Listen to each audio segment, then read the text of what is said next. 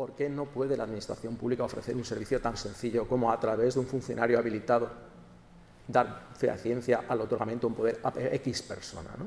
Y no solamente por qué no puede hacerlo un empleado público, sino por qué no se puede hacer electrónicamente. Con este esquema se construyen las comparecencias a putacta en la ley, tanto presenciales como electrónicas, facilitando que cualquier ciudadano, a través de Internet, pueda otorgar poder a cualquier persona frente a cualesquiera administraciones públicas. El diseño se ha montado a través de una serie de 3 niveles. Uno podrá dar un poder, como digamos, general para todas las administraciones públicas, en cuyo caso los modelos serán aprobados por orden ministerial, por su carácter básico. Un poder para la administración del Estado en el ámbito local, que también será aprobado por una orden ministerial, o ya bien poderes específicos para cada administración, cuyos modelos serán aprobados por cada una de las administraciones públicas, ¿no? Pero todos integrados en un registro electrónico de apoderamientos que será compartido por las administraciones públicas. También con ese objetivo de facilidad se han declarado los sábados inhábiles. Bien, con el propósito de hacer conciliar dos normas que hasta ahora pues, existían y se interpretaban, claro, y se aplicaban de forma distinta a las leyes procesales que declaraban los sábados inhábiles, sin embargo las leyes administrativas los declaraban inhábiles. La razón era difícil de explicar, ¿no? Pues hemos conciliado las dos normas. Sé que por ahí a veces alguien me dice, ¿por qué no habéis declarado agosto inhábil, ¿no? O sea, esto es muy fácil explicarlo en este foro, pero en otros foros el solo hecho de que alguien viera que agosto era inhábil en la administración pública, os podéis imaginar la tormenta de críticas, porque yo en ocasiones tengo que explicar que lo del sábado inhábil no significa que no se trabaje ni nada por el estilo, que se va a dejar de trabajar, significa que a efectos de cómputo los sábados son inhábiles, pero no, nada más. Pero sí que se ha tratado de conciliar. Otro elemento que también se puso en práctica antes es el del sistema de notificaciones infructuosas, ¿no? Tratando de hacer la vida más fácil, ¿no? O sea, hasta ahora las notificaciones infructuosas en la Ley de Procedimiento Administrativo de 1992 llevaban a la obligación de la Administración Pública a que publicase la notificación infructuosa en su propio boletín. Bueno, os podéis imaginar la enorme dificultad que cada uno de nosotros tuviera que ir consultando los distintos boletines para advertir si se ha realizado una notificación infructuosa. Por lo cual sí que se establece la obligación de que en todo caso esa notificación infructuosa sea publicada en el BOE, servicio que se prestará gratuitamente por el BOE para todas las administraciones públicas, lo cual, en unión con el sistema de alertas del BOE, nos permitirá a cualquiera de nosotros conocer si existe una notificación infructuosa que se ha intentado practicar con nosotros. Dentro del procedimiento administrativo, dejo de un lado estas ventajas electrónicas o ventajas para el ciudadano, entro en una parte ya más jurídica, ¿no? Ya puestos a reformar la ley, otra de las conclusiones que vimos en Cora era que era necesario hacer una suerte de restyling de la ley, es decir, una depuración de aquellos artículos tradicionales de la Ley 3092 que habían dado problemas desde el punto de vista jurisprudencial, ¿no? Entonces sí que se encargó un análisis que se hizo en parte por la Abogacía General del Estado de los artículos más conflictivos desde el punto de vista de interpretación jurisprudencial para corregirlos. Entonces uno, si ve la ley también de procedimiento administrativo, descubrirá que existen muchas modificaciones jurídicas pequeñas pero intensas, ¿no? Pues, por ejemplo, el sistema de cómputo de días, pues todos recordaréis la dificultad que teníamos para el cómputo del día inicial, si era el día de la notificación, el día siguiente, pues ha cogido la misma definición que tenía la jurisprudencia del Tribunal Supremo, de forma que se facilite la interpretación. Se ha resuelto el problema de la interposición de los recursos contenciosos administrativos frente al silencio administrativo, que teníamos un plazo de 6 meses en una ley, no estaba claro. Se ha optado, también siguiendo los criterios del Consejo General del Poder Judicial, por dejar abierto el plazo, que era un poco la interpretación jurisprudencial que se estaba dando. Se han introducido reformas jurídicas muy intensas, entre ellas quiero destacar, por ejemplo, el sistema de recursos testigo administrativo. Esta es una modificación que opera de la siguiente forma. En el momento en que nosotros estemos tramitando recursos administrativos y sepamos que tramitamos en masa muchos recursos parecidos, que alguno de estos recursos está siendo conocido por el orden jurisdiccional contencioso administrativo, cabrá la opción de que suspendamos los recursos administrativos a la espera del pronunciamiento judicial, ¿no? Tratando de evitar pues, que tengamos que tramitar recursos y recursos que están todos judicializados, suspendemos a espera de la resolución judicial. Otra mejora también desde el punto de vista de procedimiento ha sido la introducción de un procedimiento simplificado generalizado. Hasta ahora encontrábamos el procedimiento simplificado en el ámbito del procedimiento sancionador y lo encontrábamos en el ámbito del procedimiento de responsabilidad patrimonial, pero vaya, no teníamos un procedimiento simplificado para toda actuación administrativa, por lo cual también se ha optado por introducir un procedimiento simplificado que pueda aplicarse a cualesquiera actuaciones administrativas y no exclusivo de estos dos. Otra reforma también intensa desde el punto de vista jurídico que podéis ver es lo que llamo la legalización del procedimiento, ¿no? Uno coge el artículo 1 de la Ley 39 y lo que descubre es que hay una reserva legal al procedimiento, impidiendo la regulación de procedimientos vía reglamento. No obstante, deja abierta una vía a que, claro, que por vía reglamento se puedan establecer informes necesarios, cuestiones de plazo, cuestiones de detalle, pero que no se prohíbe la innovación vía reglamentaria de los procedimientos, ¿no? Insisto que solamente se dejan parcelas muy pequeñas. Es cierto, y algunos autores critican, que bueno, no deja de ser algo voluntarista, porque en definitiva cualquier ley a posteriori puede autorizar que en una materia especial se regule, pero se trataba de evitar, ¿no?, esa amalgama enorme que existe de procedimientos. Yo siempre pongo el ejemplo de que cuando uno entra a una base de datos legal y mete procedimiento sancionador para buscar cuántos procedimientos sancionados en España, que se alarma, porque no sé si existirán más de 700, 800 procedimientos sancionados, ¿no? Tantos procedimientos como administraciones, y tantas administraciones cuantos sectores específicos. La verdad que es bastante complejo, sobre todo en procedimientos sancionados. De ahí que también la ley, coherente con ese principio de legalización, haya elevado el rango legal del procedimiento sancionador y del procedimiento de responsabilidad patrimonial. Porque no tenía mucho sentido que algo tan intenso como el procedimiento sancionador estuviera regulado con carácter general en el Real Decreto de 4 de agosto de 1993 o en el de diciembre del 93 del sector financiero. Y en esto también coincide el Consejo General del Poder Judicial en darle valor al hecho de que uno de los procedimientos más importantes por su asimilación incluso al proceso penal estuviera recogido en la Ley de Procedimiento Administrativo. A su vez, dentro del procedimiento sancionador, quiero destacar que se han introducido algunas reformas que son importantes. Se ha introducido el principio de la culpabilidad. Hasta ahora hemos trabajado muchísimo con el principio de la objetividad, es decir, hemos impuesto muchas infracciones en ocasiones simplemente bastándonos con el incumplimiento. Se da un paso más allá en la exigencia de la culpabilidad. Se ha establecido también una modificación del régimen de responsabilidades colectivas. Es necesario individualizar más en la determinación de la responsabilidad. Se han introducido dos novedades, en particular para la reducción de las multas. De un lado, el supuesto reconocimiento de la responsabilidad llevará aparejado en todo caso como mínimo un 20% de reducción de la multa, si bien por vía reglamentaria se puede ampliar, al igual que también el pronto pago llevará aparejado siempre una reducción del 20% como mínimo, que igualmente se podrá ampliar, y ambos son acumulables, ¿no? Se ha introducido una práctica que existía en el ámbito del derecho de la competencia, que es lo que llaman leniency, o el derecho de la delación, o lo que se llama un poco la colaboración, dado que se ha previsto que cualquiera que colabore con la administración pública, aunque hubiera sido un infractor y colabore con la administración pública en el procedimiento sancionador, aportando elementos de prueba, también puede conseguir desde la reducción de su responsabilidad, incluso llegado el caso a ser eximido de responsabilidad por su colaboración, ¿no? Bien, y por otro lado, se ha introducido también una gran reforma, yo creo que da juego a una jornada, no una jornada, pero casi a más de una hora de análisis, que es en el ámbito de la responsabilidad patrimonial del Estado legislador, ¿no? Ahí trabajábamos, todos los que habéis visto alguna vez este Instituto de la Responsabilidad Patrimonial del Estado legislador, con el artículo 139, escasamente regulado. Se ha aprovechado la ocasión para legalizar parte del desarrollo jurisprudencial, tanto del Tribunal de Justicia de la Unión Europea como también del Tribunal Constitucional. Se han diferenciado los dos supuestos clásicos que existían en el derecho español, tanto por inconstitucionalidad de una ley como declaración de disconformidad con el derecho de la Unión Europea. Y se ha regulado también los requisitos para que proceda, que son desarrollo jurisprudencial, y destacaría entre todos las limitaciones en los plazos, porque hasta ahora no hemos funcionado sin una limitación de plazo a la hora de reintegrar los daños ocasionados, ¿no? Hasta ahora hemos ido caso a caso, pues, viendo hasta dónde teníamos que retrotraernos para indemnizar los perjuicios ocasionados por normas contrarias a la Constitución o contrarias al derecho de la Unión Europea. Tenemos un caso reciente, es el caso del céntimo sanitario, ¿no?, el que nos ha obligado a llevar a cabo devoluciones sin límite de plazo, y el legislador ha establecido un límite de 5 años desde el momento que se ha publicado la sentencia del Constitucional o la sentencia del Tribunal de Justicia de la Unión Europea. Por otro lado, ya para cerrar el bloque de la Ley de Procedimiento Administrativo, también una de las grandes experiencias fue el de hacer la administración predecible, ¿no? Vamos a intentar, siguiendo las llamadas mejores prácticas de la OCDE, que la administración sea predecible por lo menos en su producción normativa. A tal fin, pues, siguiendo estas experiencias internacionales, se ha introducido, por un lado, el principio de la previsión normativa a través de lo que llamamos el PAN, la planificación anual normativa, es decir, el Gobierno, pero también se extiende a todas las administraciones públicas, deben anualmente elaborar un programa de cuáles van a ser las normas que van a elaborar en su ejercicio siguiente.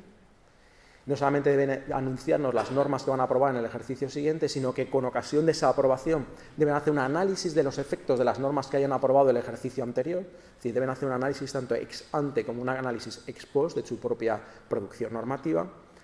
Antes de publicar un texto, para pedir observaciones, se establece la posibilidad de publicar cuestionarios. El ejemplo que se suele poner en esto es: no regules detalladamente cuál es el contenido, por ejemplo, de una factura electrónica, pregúntale al ciudadano qué quiere que le diga la factura electrónica. Todos sabemos que siempre nos hacemos esclavos de nuestros textos normativos y que es mucho mejor preguntar antes que simplemente circular un texto, porque luego los cambios son mucho más complicados, ¿no? Junto con esta previsión normativa se ha introducido una serie de principios a la hora de elaborar las normas y también se ha establecido una fecha de entrada en vigor de las normas con carácter generalizado, que es el periodo o bien el 2 de enero o el 1 de julio, como fechas que serán comunes, salvo que se modifique por razones de urgencia o por otros motivos, que debe entrar en vigor la norma en un momento distinto, con el propósito de armonizar lo que es el típico empacho normativo que se produce generalmente, que vas descubriendo que va a entrar en vigor las normas sin saber cuándo entran en vigor. O sea, el objetivo final sería fijar unas fechas comunes para que todo el mundo las supiera. Es de destacar que en este aspecto de producción normativa se ha dado un paso más allá frente a las experiencias anteriores en la medida en que la parte de principios de producción normativa son básicos y se aplican a todas las administraciones públicas, ¿no? En apoyo al artículo 105 de la Constitución española y en parte la jurisprudencia constitucional, había un espacio en que sí que podíamos establecer de principios de elaboración normativa que podrían extenderse a todas las administraciones públicas, aunque éramos conscientes que no más allá de principios, porque dentro de la autonomía institucional de todas las administraciones públicas está el regular el procedimiento de su propia producción normativa. Por razones de tiempo, dejamos de un lado lo que es la ley de procedimiento administrativo y entraría ahora en lo que es la ley de régimen jurídico del sector público. Bueno, la ley de procedimiento administrativo, cuando trabajábamos en ella, trabajábamos siempre bajo el principio de va a ser una ley que se dice en la exposición de motivos ad extra, es decir, va a ser una ley que interesará sobre todo al ciudadano, porque es la ley que regula cómo se le aplica a la administración, en definitiva el procedimiento, frente a la ley de régimen jurídico del sector público, que podemos decir que es una ley como más para la administración pública, ¿no? Que mira internamente a la administración pública. A pesar de que, bueno, cuando hablas con los entendidos también dicen que los operadores jurídicos no dejarán de atender a la Ley 40, pero sobre todo la Ley 40 es una ley muy de la administración pública. Voy a destacar dentro del bloque de la Ley de régimen jurídico del sector público, en primer lugar, la reforma del régimen institucional. Esta es muy intensa, son 69 artículos, pero dado que estamos en el ámbito de administración local, tampoco voy a entrar en todos los detalles, porque yo creo que de los 69 artículos, la mayoría son de aplicación al Estado, ¿no? Voy a entrar en lo que sería aplicable a todas las administraciones públicas. Bien, es aplicable a todas las administraciones públicas un principio nuevo, que es el principio de la supervisión continua. ¿Qué significa esto? Yo pongo el ejemplo de paradores de turismo, entonces suelo explicar que, bueno, por un lado está el control de eficacia que ejerce el Ministerio de Turismo, Ministerio de Industria y Turismo y Energía, en este caso, que está interesado, evidentemente, que paradores funcione muy bien, para eso tiene la tutela de esta sociedad estatal, y lo que le interesa, en definitiva, es que cumpla la misión de promover el mercado del turismo en determinadas áreas. ¿Esto es suficiente? Bueno, junto con ello existen otras preocupaciones distintas, y son aquellas de que no solo todo consiste en que existan buenos paradores, sino que se haga con el menor compromiso de recursos posibles, que la gestión de esa sociedad se haga coherente con una serie de principios armonizados en todo su sector público y que cumpla una serie de reglas, ¿no? Y ese celo profesional es difícil encontrarlo en el Ministerio del Ramo, por experiencia. Ese celo profesional lo vas a encontrar en otro área determinada. Normalmente son pues, los Ministerios de Hacienda, las Consejerías de Hacienda o las concejalías respectivas, los institutos más centrados en el control económico, que van a tener una sensibilidad distinta. Y de ahí que se establece la obligación de la separación, de modo que la supervisión continua tiene que estar desplazada del control de eficacia. Y la supervisión continua debe ejercitarse, como expresa su propio objetivo, continua durante todo el ciclo de la vida de una entidad, de manera tal que desde la creación hasta su propia vigencia y su conclusión debe existir un control continuo de que se están cumpliendo con sus fines con el menor compromiso de recursos. Otra de las novedades que se aplica a toda la administración pública es la necesidad de la inscripción de las entidades en un inventario. Hasta ahora habíamos trabajado con el inventario de entidades públicas, que era un inventario que estaba escasa o nulamente regulado normativamente, en el que se hacía constar a efectos de contabilidad nacional los distintos entes de la Administración del Estado. Pero junto con ello teníamos otro inventario para entidades de las administraciones autonómicas y junto con ello teníamos un tercer inventario de entidades locales.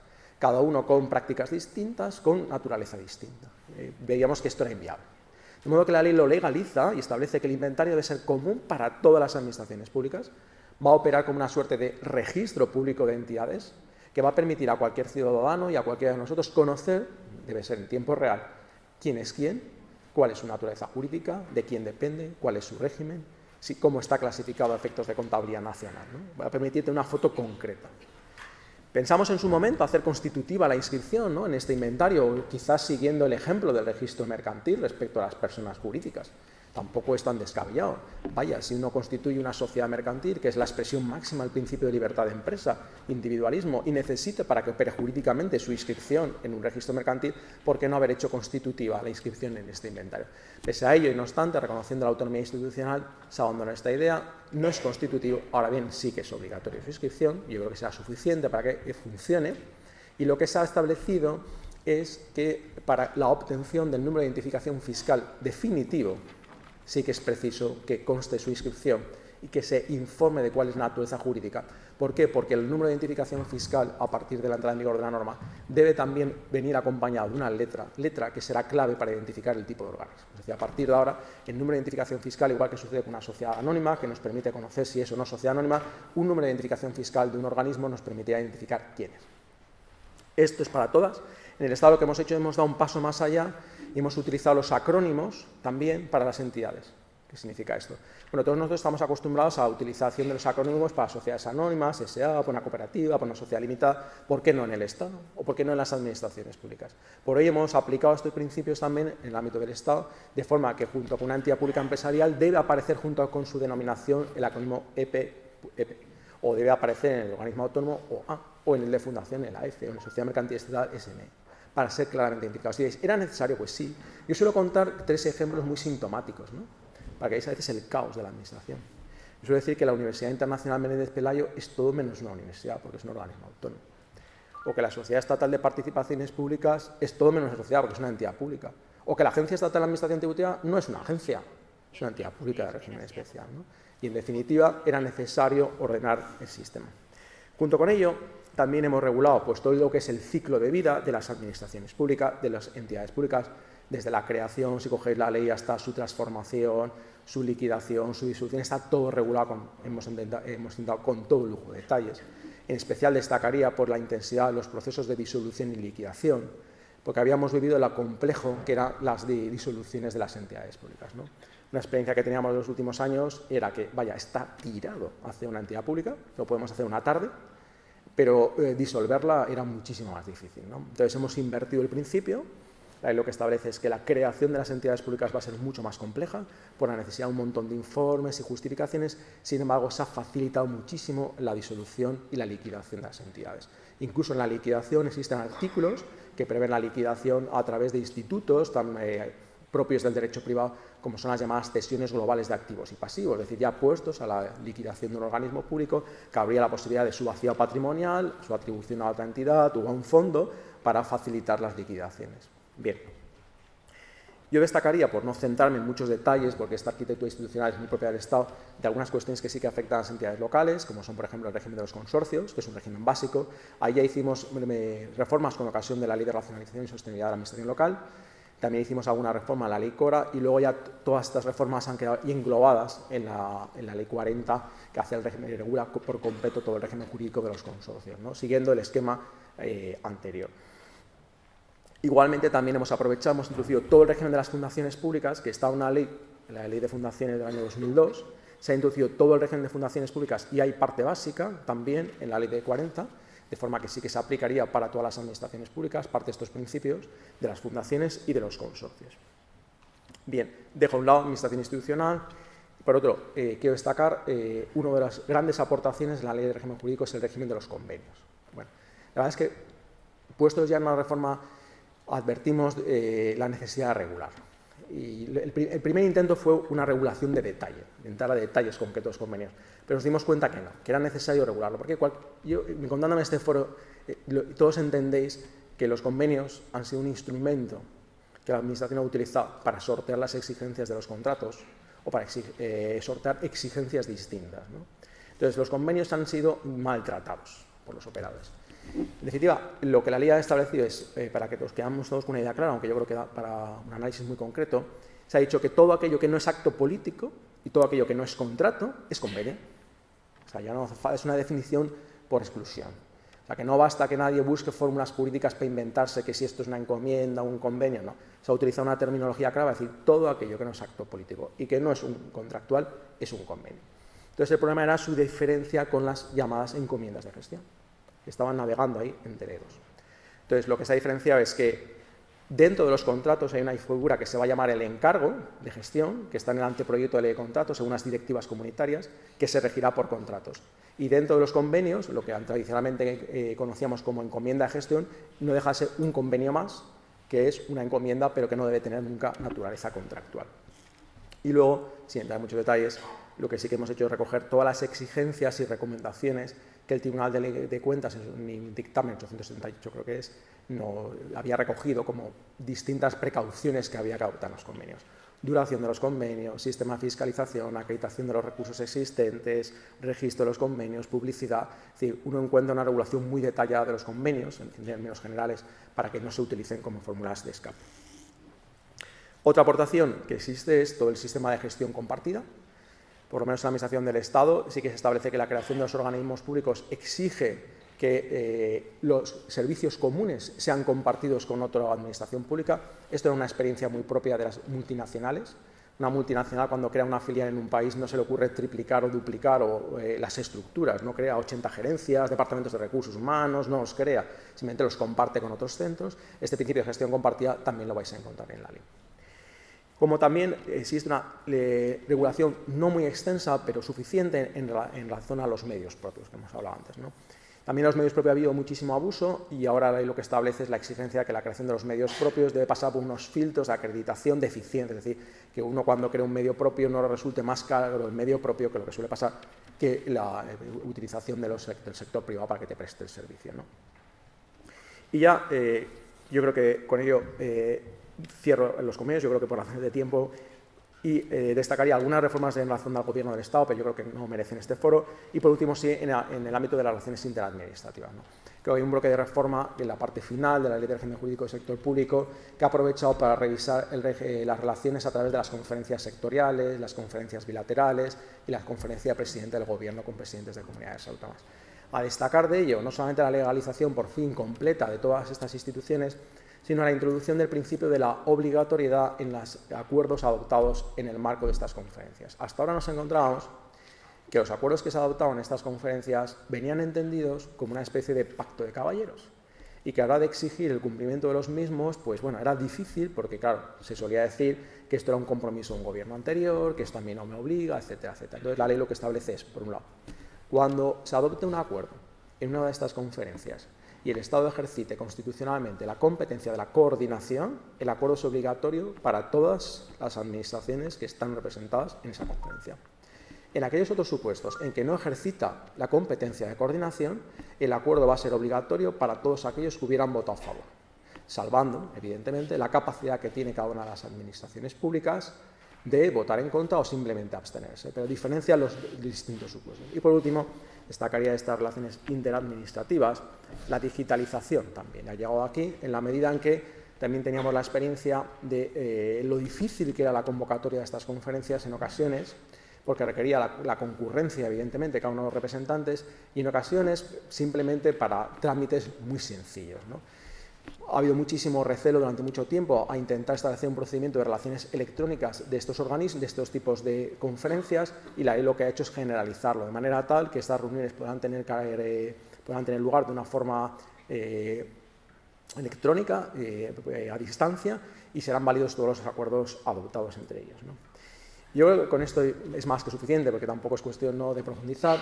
No sé si como Hillary se habrá conseguido que todos los ciudadanos al final se encuentren con una administración mejor, pero este ha sido el objetivo.